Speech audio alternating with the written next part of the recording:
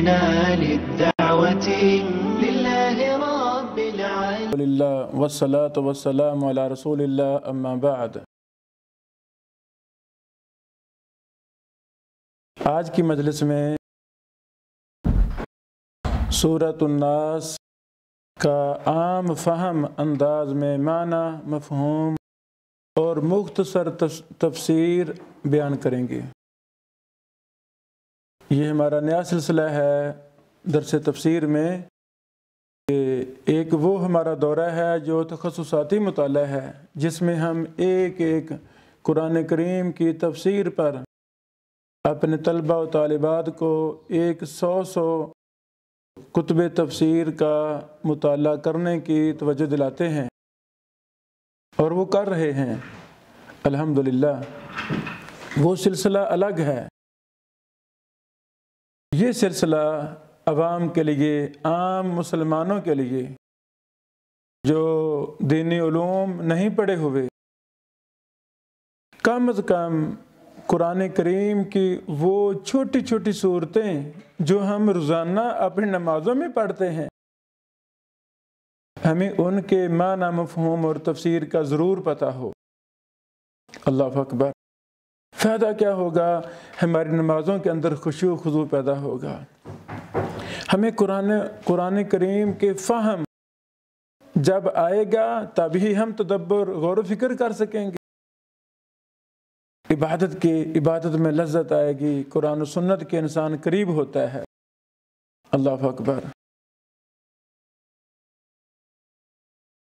اعوذ باللہ من الشیطان الرجیم، بسم اللہ الرحمن الرحیم۔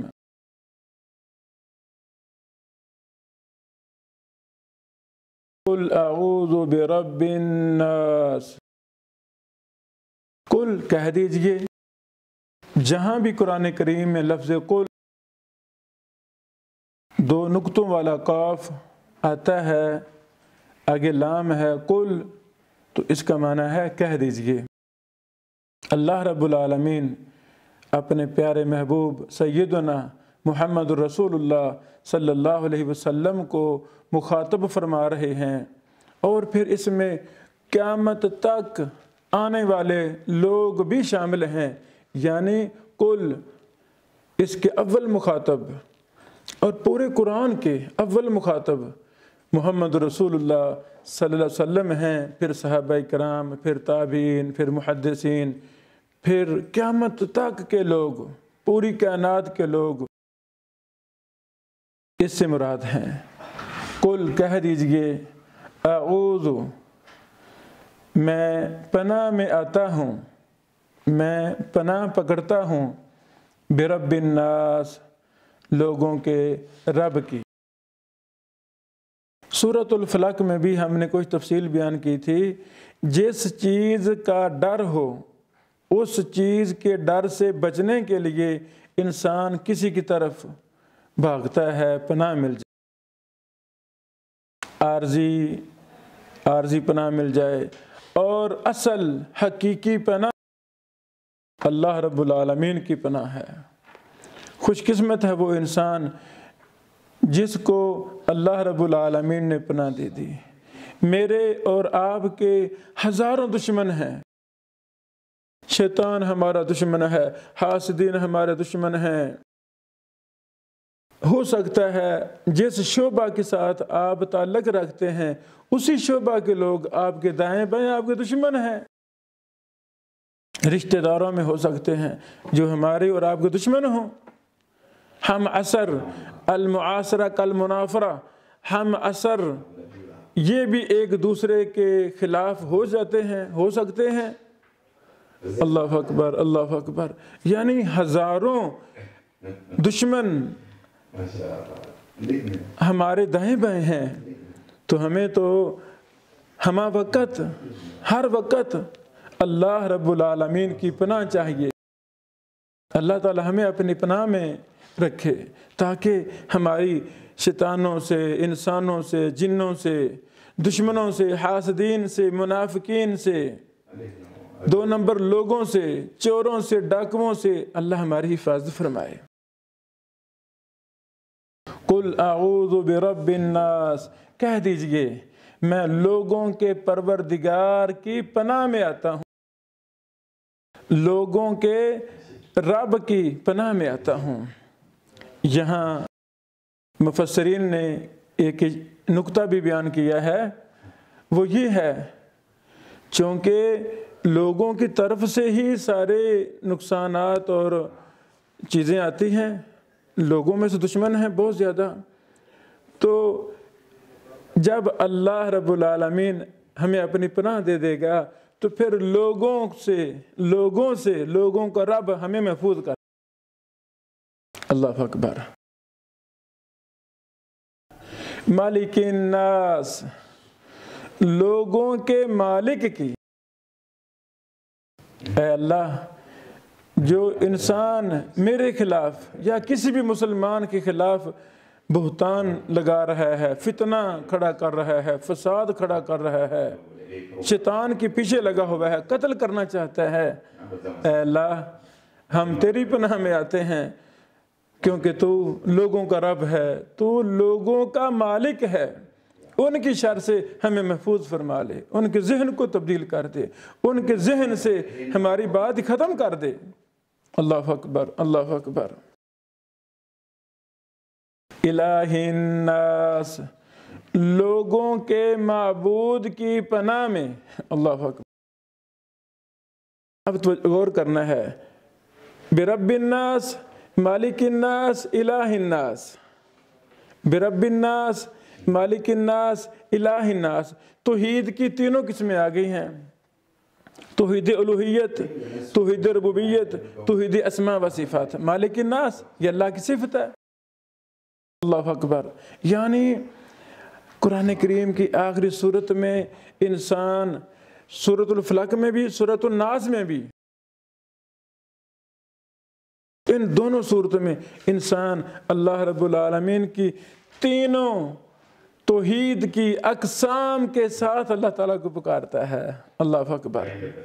لوگوں کے معبود کی پناہ میں بار بار لوگوں کا لفظ آ رہا ہے، مطلب جتنے بھی شرارتیں ہیں یہ انسانوں کی طرف سے ہی ہیں۔ اللہ ہم کمزور ہیں، ہم فتنہ فساد سے، گناہ سے، قتل و غارت سے، جھوٹ طوفان سے، عزتیں لوٹنے سے، یا اللہ ہم تو بچنا چاہتے ہیں، یا اللہ ہم ان سے بچنا چاہتے ہیں، اے اللہ تو ہماری حفاظت فرما، ہمیں اپنی پناہ میں لے لے۔ اللہ اکبر، اللہ اکبر۔ یہاں ایک اور نقطہ میں بیان کرنا چاہتا ہوں، یہی وجہ ہے جس طرح دشمن، شرارتی انسان ہمہ وقت اپنے دل کی بڑاس کو ختم کرنے کے لیے وہ پیچھا کرتا رہتا ہے۔ ایک منصوبہ میں ناکام ہوا، دوسرا شروع، دوسرا ناکام، تیسرا، وہ مر جائے گا، حسد کی آگ میں ہی جل کے مر جائے گا، منصوبہ بندی میں ہی مر جائے گا۔ یہی وجہ ہے، ہمیں حکم ہے، اللہ اکبر، نماز فجر کے بعد یہ تینوں صورتیں، سورۃ الاخلاص، سورۃ الفلق اور سورۃ الناس، ان کو تین بار پڑھا جائے، تینوں صورتوں کو تین بار پڑھا جائے۔ نماز مغرب کے بعد بھی تین بار پڑھا جائے، ظہر، عصر اور عشاء کے بعد ایک بار پڑھا جائے، اور سوتے وقت بھی ان تینوں صورتوں کو تین بار پڑھا جائے، اللہ اکبر۔ یعنی ایک دن کے اندر کتنی بار، نمازوں کے علاوہ نمازوں میں بھی صورتیں پڑھنی ہیں، اور پڑھ لیں، یہ پڑھ لیں، اللہ اکبر، اللہ اکبر۔ یعنی بار بار ہمیں ایسی تعلیم دی گئی ہے کہ ہم اللہ سے اللہ کی پناہ مانگیں، اللہ ہمیں اپنی پناہ میں لے لے، اللہ جی ہمیں ہمارے بچوں کو، ہمارے رشتہ داروں کو، ہمارے شاگردوں کو، پوری امت مسلمہ کو اللہ جی اپنی پناہ میں لے لے۔ اللہ اکبر، اللہ اکبر۔ اللہ تعالیٰ ہمیں ان مبارک صورتوں کو زبانی یاد کرنے اور ان کے معنی مفہوم کو سمجھنے کی توفیق دے، تاکہ جب ہم پڑھیں، نماز میں پڑھیں، اذکار میں پڑھیں، دعا کے طور پہ پڑھیں، تو ہمیں پتہ چلے ہم اللہ تعالیٰ سے کیا باتیں کر رہے ہیں، اللہ اکبر۔ من شر الوسواس الخناس، وسوسہ ڈالنے والے، پیچھے ہٹ جانے والے کے شر سے۔ وسوسہ، اللہ، ہر وہ ذریعہ جس کے ذریعے ہمارے دل و دماغ میں کوئی وسوسہ آ سکتا ہے، ہم نے اسے بچنا ہے، ہم نے اسے دور ہٹنا ہے۔ یہ شیطانوں جنوں کی طرف سے بھی ہوتا ہے اور انسانوں کی طرف سے بھی ہوتا ہے۔ ایک بات ذہن میں آ گئی، وسوسہ پیدا ہو گیا اور انسان کفر تک پہنچ جاتا ہے، نفاق تک پہنچ جاتا ہے، گالیاں دینے تک پہنچ جاتا ہے۔ جو کل کا دوست تھا، محبت کرنے والا تھا، چھوٹی سی بات شیطان نے کسی انسان نے دل میں ڈالی، اس کے خلاف مہمیں شروع ہو گئیں، قتل تک باتیں پہنچ گئیں۔ کل دوست تھے، آج اس کا جانی دشمن بنا ہوا ہے۔ تو من شر الوسواس الخناس، وسوسہ ڈالنے والے، پیچھے ہٹ جانے والے کے شر سے۔ اللہ اکبر۔